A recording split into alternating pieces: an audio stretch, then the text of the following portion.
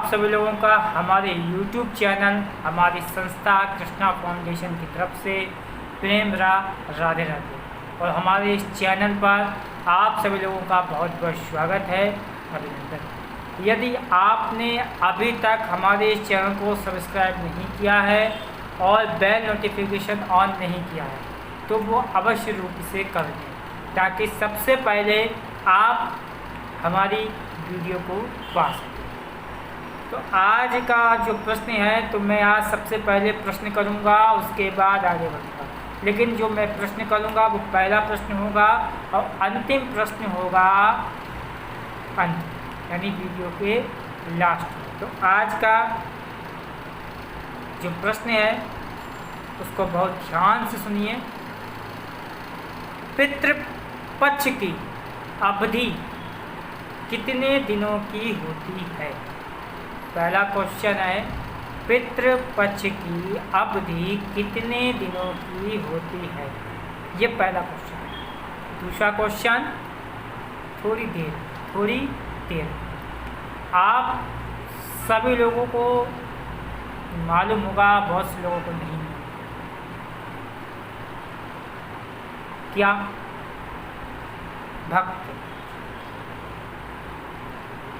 भक्त कैसे हुए हैं? उन्हीं भक्तों में से, उसी भगत में से एक भगत का नाम आता है नरसिंह मेहता का। नरसिंह मेहता ने अपने पितरों का श्राद्ध कैसे किया, यह अद्भुत चमत्कार कैसे हुआ, वो आज हम आपको बताने जा रहे हैं। पितृपक्ष, जो कि हिंदू लोग अपने पितरों को इस पितृपक्ष के दौरान यानी 16 दिन अपने पितरों को, अपने पूर्वजों का स्मरण करते हैं, उनकी याद करते हैं, उनको पिंडदान करते हैं। 16 दिन उनके श्राद्ध की जाती है। तो उसी विषय में आज हम नरसिंह मेहता ने अपने पितरों का श्राद्ध कैसे किया, एक अद्भुत चमत्कार कैसे हुआ, क्या है पूरी कथा। नरसिंह मेहता की पूरी कथा लास्ट तक अवश्य सुनो। एक बार की बात है, नरसिंह मेहता जी, ये मालूम है आपको, वो श्री कृष्ण के अनन्य भक्त थे। नरसिंह का भात भी आपने सुना। आज नरसिंह का पितृपक्ष सुनिए कि उन्होंने अपने पुत्रों का पितृपक्ष श्राद्ध कैसे किया। सुनिएगा, बहुत ध्यान से सुनिएगा। एक बार की बात है कि नरसिंह मेहता अपने घर पर होते हैं। उसी समय पितृपक्ष का समय चल रहा था। तो उसी समय उनके बड़े भाई उनके घर आते हैं और नरसिंह मेहता से कहते हैं, भाई नरसिंह, अब से 2 दिन बाद श्राद्ध है, उस श्राद्ध में आओ और बहू को भी लेते आना साथ में, जिससे तुम्हारी भाभी का हाथ बटे। तो नरसिंह ने कहा, मैं अवश्य आऊँगा और 2 दिन बाद बहू को भी लेता हूँ, पर आने में थोड़ी विलम्ब हो जाएगी। ये बात सुनकर उनके भाई उखड़ गए कि भाई क्यों विलम्ब हो जाएगी, श्राद्ध है, समय पे आओ, समय पे श्राद्ध करेंगे, विलम्ब क्यों हो जाएगी। नरसिंह ने कहा कि अगर हम आएंगे तो हमें देरी इसलिए हो जाएगी, मैं पूजा पाठ करके, ध्यान करके तब आपकी बहू को लेके मैं आ जाऊंगा। तुरंत उनके बड़े भाई बोले, जाओ कर लेना तुम अकेले श्राद्ध, वही तुम्हारी पूजा पाठ, वही तुम्हारा वही ढोंग, ये सब फलाना टिक्का। उन्होंने तमाम प्रकार से प्रवचन कहे और प्रवचन कहने के बाद नरसिंह मेहता से बोले, तुम खुद बना लेना। एक तो तुम भिक्षावृत्ति करके अपना घर चलाते हो और ऊपर से हमसे कह रहे हो कि विलम्ब हो जाओगे। एक तो तुम्हें पूछ लिया, जाओ अपना पिताजी का श्राद्ध, माता पिता का श्राद्ध खुद ही बना लेना, कोई आने की जरूरत नहीं। बात इतनी बढ़ गई कि मोहल्ले के आसपास के लोगों को, नरसिंह के विरोधियों को ये बात पता चल गई, जिसमें विरोधी क्या, भक्तों के विरोधी भी बहुत होते हैं। विरोधियों को जब ये बात पता चल गई तो उनमें से कुछ विरोधी उनसे बहुत ज़्यादा जलन रखने वाले थे। तो उसमें से एक विरोधी ने प्लान बनाया, विचार बनाया कि आज पूरा पूरा मौका है नरसिंह मेहता से बदला लेने का। उन्होंने कुछ लोग इकट्ठे करे जो नरसिंह मेहता के खिलाफ थे, जो उनसे विरोध करते थे। कहा कि नरसिंह मेहता की अपने बड़े भाई से लड़ाई हो गई है, झगड़ा हो गया है श्राद्ध पक्ष को लेकर के, और बड़े भाई ने कहा है नरसिंह मेहता से कि तुम अपने पिताजी का और माता पिता का श्राद्ध करो, हमारे पास आने की ज़रूरत नहीं है। अब नरसिंह से बदला लेने का यही एक अच्छा मौका है। उन्होंने योजना के तहत दूर दूर तक, गांव के आसपास तक, शहर में, देश विदेश में, हर जगह साधु संतों को इकट्ठा कर दिया और कहा कि नरसिंह मेहता के यहाँ फला फला तारीख को, फला फला दिन उनके माता पिता का श्राद्ध है, आप सभी लोग आओ, निमंत्रण है। सबको ये बात पहुँच गई, पता चल गई। अब लोग आने के लिए तैयार हो गए। अब ये बात धीरे धीरे ऐसी उठी कि नरसिंह मेहता के बड़े भाई को पता चल गई। जब बड़े भाई को पता चली तो बड़े भाई ने अपनी पत्नी से कहा कि अरे सुनती हो, नरसिंह लगता है कतई पगला गया है। ने क्यों, क्या हुआ? अरे भाई, नरसिंह ने तो पूरे गांव में, आसपास के पूरे क्षेत्र में सभी ब्राह्मणों को, साधु संतों को भोजन पे बुलाया है, श्राद्ध करने के लिए बुलाया है। कुछ नहीं, भिक्षावृत्ति करता है, ये बिल्कुल पगला गया, नाक कटाएगा। अरे देखा जाएगा, जो होगा वो देखा जाएगा, तुम काहे चिंता कर रहे हो? नरसिंह कर रहा है, करने दो, तुम करो, कोई बात नहीं। अब ये बात नरसिंह को पता चली। नरसिंह ने अपनी पत्नी को बताई। पत्नी बड़ी चिंतित, बोली अरे स्वामी, अब हम श्राद्ध कैसे करें? इतने लोग आएंगे, उन्हें लौटाना भी अच्छा नहीं है, ब्राह्मण है और साधु हैं, संत हैं, आएंगे, लौटाना कैसे श्राद्ध होगा, कैसे क्या होगा? उन्हें जो होगा अच्छा होगा, सब उस पर छोड़ दो। उस पर मतलब ईश्वर पे छोड़ दो, जो वो करेगा वो अच्छा ही होगा। नरसिंह मेहता की पत्नी ने कहा कि जो भी और जैसी भी व्यवस्था हो, व्यवस्था को जल्द से जल्द करिए, क्योंकि श्राद्ध के लिए मात्र एक दिन बकाया है। नरसिंह मेहता अपना झोला लेके और निकल दिए। गांव के आसपास में गए, शहर में गए, दुकानों पे गए और कुछ सामान इकट्ठा हो गया। कुछ लोगों ने सामान नहीं दिया, कुछ लोगों ने सामान देने से मना कर दिया। नरसिंह मेहता को जो कुछ सामान था मिला वो लेके चले आए। अब आने के बाद अपनी पत्नी से बोले कि देखो, जो सामान मिला है वो यही सामान कुछ मिला है, अब भिक्षावृत्ति करने वाले जो कुछ मिल गया है इसी से श्राद्ध कब दें? उनकी पत्नी बोली अरे अभी इसमें तो घी है ही नहीं, जाके किसी दुकान से कम घी तो ले आओ, कुछ थोड़ा बहुत सामान है वो तो ले आओ। उन्होंने कहा ठीक है, और सुनो, सामान लेके आना, उधर से स्नान भी करते हुए आना, सुबह चले जाना, स्नान करना, क्योंकि कल श्राद्ध है और स्नान करने के बाद यहाँ पे श्राद्ध करना है। समय से जाना, समय से आना, सारी बातों का ध्यान रखना, क्योंकि तुम भूल जाते हो, मग्न हो जाते हो, तुम्हें ध्यान ही नहीं रहता है।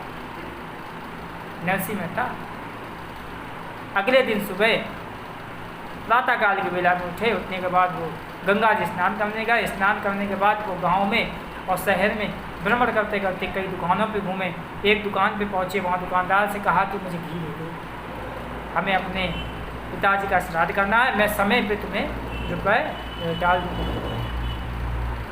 तुम्हारा उधार जो है समय से मैं पूर्ण कर दूँगा। उस दुकानदार ने मना करके धुतकार दिया, नरसिंह पहले से ही तुम पे इतना उधार है और तुम आज घी मांगने चले जाओ, हम नहीं दे पाएंगे। नरसिंह निराश होते होते कई दुकानों पे गया, दुकान करते करते एक दुकान पे पहुंचा।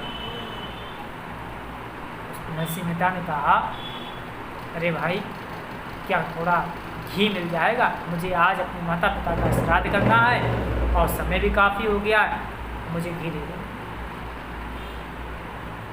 उस दुकानदार ने कहा नरसिंह, तुम्हारे बहुत हमने चर्चे सुने, हम तुम्हें घी नहीं दे पाएंगे, और उधार तो बिल्कुल नहीं दे पाएंगे। नरसिंह ने कहा अरे भाई दे दो, हम जल्द से जल्द तुम्हारा उधार चुका दें। उस दुकानदार ने कहा ठीक है, हम तुम्हें घी दे देंगे और जो तुम सामान बता रहे हो वो सब दे देंगे, लेकिन तुम्हें मेरी एक शर्त माननी होगी। बोले क्या? नरसिंह ने कहा कि क्या शर्त ऐसी है जो आपकी हमें माननी पड़ेगी? उसने कहा शर्त ये है कि मैंने सुना है कि तुम भजन बहुत अच्छा गाते हो, कीर्तन बहुत अच्छा करते हो, तो हमें जो है एक प्यारा सा भजन सुना दो। अब नरसिंह मेहता तो खुश हो गए क्योंकि शर्त तो उनके मन की थी। अब किसी भक्त की या किसी भी व्यक्ति की शर्त उसके मन की हो तो वो कैसे ना पूरा करे। नरसिंह मेहता बोले अरे अभी लो। नरसिंह मेहता ने भजन सुनाना चालू करा। भजन में ऐसे तल्लीन हो गए, ऐसे तल्लीन हो गए कि उन्हें ध्यान ही नहीं रहा कि घर पर श्राद्ध है, ब्राह्मण आए हुए हैं, ब्राह्मण आ गए होंगे। वो तो इस बात से बिल्कुल भूल रहा, वो भजन में लगे हुए हैं। श्री कृष्ण हरे मुरारी हे नाथ नारायण वासुदेवा। और वो दुकानदार भी भजन में लीन हो गया। यहाँ श्राद्ध का समय हो गया। अब चमत्कार देखिए, भगवान ने नरसिंह मेहता का रूप धारण किया, सामान लिया और सामान लेके नरसिंह मेहता के घर पहुंच गए। और छक्के जो 1000 1500 साधु संत देश विदेश गांव शहर से आए, छक्के उन्हें श्राद्ध कराया और कहा कि भाई ब्राह्मण लोग, साधु लोग, संत लोग, आप लोग श्राद्ध से खुश तो है ना, कुछ रह तो नहीं गया। खूब जी भर के उन्होंने छक्के श्राद्ध करवाया। श्राद्ध करवाने के बाद नरसिंह मेहता ने कहा अब हम चल रहे हैं, थोड़ा हम काम है, और ऐसा कहते हुए वो निकल लिए। अब इधर नरसिंह मेहता जो थे वो भजन में तल्लीन थे। अब उनकी पत्नी को क्या मालूम कि नरसिंह मेहता कौन है। नरसिंह मेहता तो यहाँ जो है वो कोई और है, वो साक्षात परम ब्रह्म परमात्मा है। अब नरसिंह मेहता जैसे ही भजन से तल्लीन हो गए थे, जैसे ही उन्हें होश आया, अरे दुकानदार से बोले अरे तुमने हमसे भजन के लिए कही, वहाँ हमें पितरों को, अपने पूर्वजों को, अपने माता पिता को श्राद्ध करना था, तुमने अजीब हमसे भजन के लिए कह दी, हम तो भूल ही गए। नरसिंह मेहता ने झटपट सामान लिया, सामान लेके और झटपट घर पे पहुँचे।